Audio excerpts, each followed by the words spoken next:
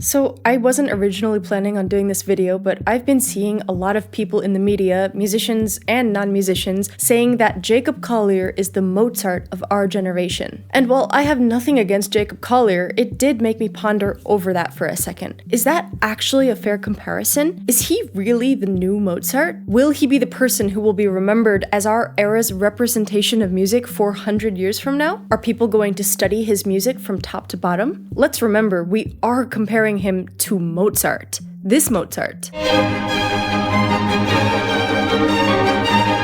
And there's people saying that Jacob Collier is in the same category. But how could they be in the same category? And who told these people that they can just play around with Mozart's name like that? It's like saying that Elon Musk is the new Thomas Edison. Of course, engineers would crucify you for saying those words. As a musician myself who grew up learning classical music, it just feels a bit wrong. It bothers me that a household name like Mozart just gets thrown around as a prize for whoever impresses their fellow musicians enough. He is the name that everyone learns about as soon as they venture into music. I was 6 years old when my parents started me in piano lessons, but I already knew his name way before then. The stories of him being an amazing pianist and composer at a very early age are some of the first things you hear, even if you're not a musician. I still remember the lyrics to this song that we used to sing in my school choir. He was writing tunes when he was only 5. His talent kept his family alive. My children's choir was literally singing songs about his early life and what a prodigy he was. He must be pretty important. Do you think Jacob Collier will have children's choirs dedicating songs to him using his own music? Does Jacob even have songs that could be adapted that way? I mean, All I Need is pretty famous. With his microtonal music and complicated harmonies, Jacob Collier was an icon of his time. This is not a totally unbiased rant. Duh. I have my own preferences just like everyone else, so I understand that everyone might not have the same opinion as me. But before you say, Gemma, you freaking suck at music compared to Jacob Collier, who are you to compare them? You're right. I'm no one. But it's a free country, and I'm here to give you my opinion. So for what it's worth, Mozart's music is timeless and beautiful. It is in ringtones all over the world. In movies, orchestras, everywhere. People play it and will probably continue to play it for decades, even centuries to come. Mozart is universally famous, not only among musicians. The whole planet knows who he is. And even if you don't know him, if you've listened to any modern music at all, he helped build it. His contribution to music is too great to be compared with someone who has not even been alive for 40 years yet. So really this comparison is a little bit dumb to begin with because it's really not fair. Of course, maybe I'm just overreacting. Maybe I'm being too dramatic about something that was just supposed to be a catchy phrase to throw out there in order to emphasize how good Jacob is or how impressive. But I cannot, as a musician, let that go. Personally, when I'm listening to music, I do like a little complexity. It's cool when you hear a pop song that modulates and you try to do a little bit of ear training and figure out what it was that you just heard. That sort of thing makes me feel a rare burst of serotonin. Like when Please Please Please modulated a minor third up in the second verse and then it went back to the original key in the chorus. It's like finding an Easter egg in an otherwise drab pop hellscape. But in order for music to be enjoyable, it needs to have some sort of balance. One modulation is cool. Some well-placed hits or a surprise time signature change can be absolutely epic. But if you just start modulating every 4 bars or reharming every single chord, well, that's when there starts to be a problem. Because now I'm not even curious about what that was anymore. I'm just like, wow, that's a lot of stuff going on and I definitely could not repeat any of it back to you. It's like a movie where every scene is a plot twist. The first few might blow your mind, but if it never stops, you stop caring because now there's no room to breathe. And that's how Jacob Collier's music sounds to me. While it might be technically impressive, it's not the type of music that I would probably listen to for pleasure because,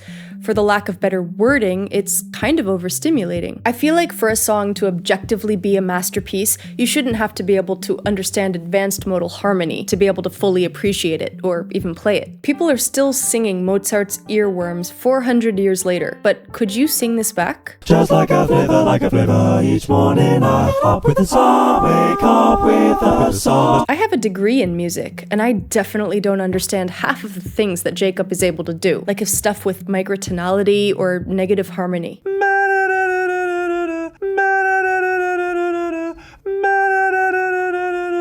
Right, you could go forever. So without a doubt, Jacob is a musical genius and a virtuoso. And so of course I am impressed, because I'm not a virtuoso or a genius. That's naturally impressive to me. But the question isn't whether Jacob is a genius. It's, is he actually a modern-day Mozart? Because Mozart's music is very accessible to the average listener who hasn't gone to music school. They play it for babies. His music has its moments of complexity, sure. Back in his day, people used to cancel him for using the minor third as an approach to the major third. But his music never feels like it was written with the primary purpose of being impressive. Meanwhile, although All I Need is undoubtedly fire, most of Jacob's music is so flashy and complex that I honestly could never sing it back to you. The memorability gets lost in a sea of notes and reharmonizations and upper structure triads.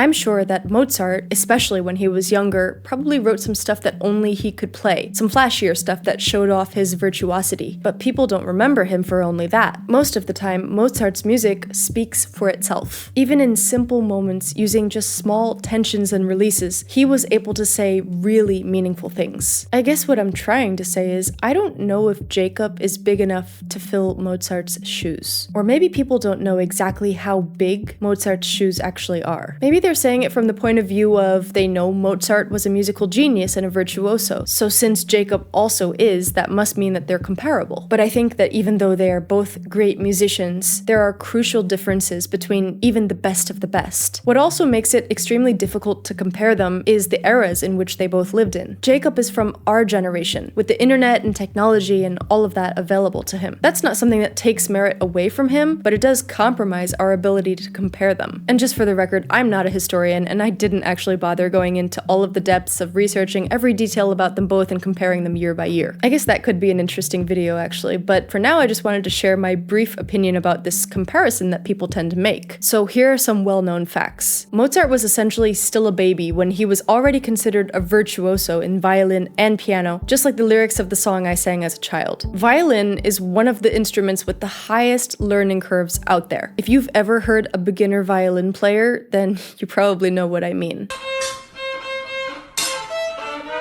And beyond being a virtuosic player, Mozart already had a large body of music written for full symphonies and orchestras in his early teens. And he definitely didn't have a personal studio in his house. Everything had to be written out and performed, no DAWs or software to help. When Jacob was a child, he was certainly talented beyond his peers. He was good at drums, piano, bass, and singing by the age of 7 or 8 without basically any formal training. And he performed as one of the choir boys in a film when he was 10. So yes, Jacob was a child prodigy, but more in the modern sense, someone with unusually advanced skills very young, rather than the once-in-history phenomenon that Mozart was. And as adults, they had completely different roles. Aside from being a virtuosic performer, Mozart's impact and legacy as a composer is incomparable. His innovation in form, harmony, and melody was studied by the next generation of Romantic composers, including Beethoven. Everyone studies him. He literally shaped an era. He is the face of classical music. Jacob?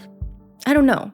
He is indeed a virtuosic player, and it is definitely impressive to be that good as a multi-instrumentalist. I would say he's the best multi-instrumentalist out there, because you guys know the stereotype. Someone who says they're a multi-instrumentalist usually is really good at one instrument and kind of mediocre at the rest of them. But not Jacob. He's great and impressive on all of them. He has an amazingly advanced ear that lets him recognize every single note.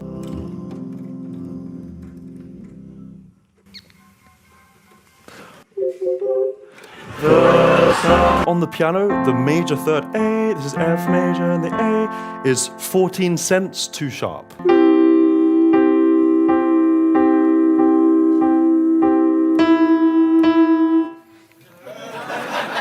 And don't forget to mention his next level computer skills for handling those 20,000 stems that he regularly uses in his Logic projects. Oh, hell no!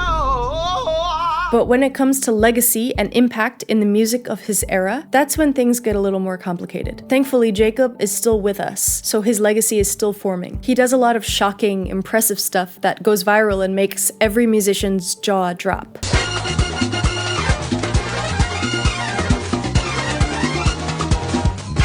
How did you do that? But I think a lot of the time it is music destined for other musicians. I know he's done collaborations with artists in the pop industry, but I feel like sometimes his music prioritizes the thing that will impress Berklee students the most. Have you seen the live concerts where he asks his audience who is a musician? And like 70% of the crowd says me. Are there any musicians in the audience by any chance? Musicians? Well, that's a little bit telling. It makes me think that maybe Jacob's music is not that universal. His impact might be too closely tied to the advanced, trained ear in a way that only other musicians can appreciate. Every single melody note works with every single bass note. F major, F minor, G flat major 7, G flat diminished, G flat minor major 7, G minor 7, G sus, G7, G7 sharp 11. Oh, dude. And is that really a bad thing? I think it's freaking awesome to be the person who can impress the members of their own community. It means you know how to speak the secret language, the inside jokes, the stuff only other musicians get. And there is absolutely something amazing and powerful about that. Because if you can make the most trained ears light up, then you're operating on a level that very few people will reach. And so you could say I'm a fan of Jacob Collier. My musician brain lights up when he modulates up a microtone. I can't deny that. He improvises like a beast, and he has an understanding of music theory that would make my head explode. I even participated in one of his worldwide collabs on his Instagram, and he shared my video. So he seems like a pretty cool guy to me. Jacob Collier has a long life ahead of him, and I am 100% sure that he will go on to do many more remarkable things and continue adding to his repertoire of musical excellence. But I really don't think that you can say that he's the new Mozart. I think he's the new Jacob Collier, and that's pretty darn impressive.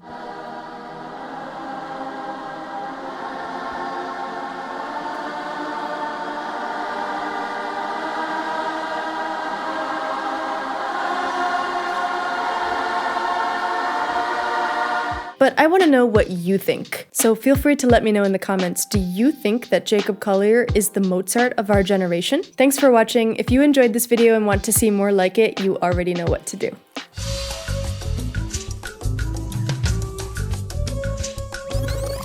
Just what you were.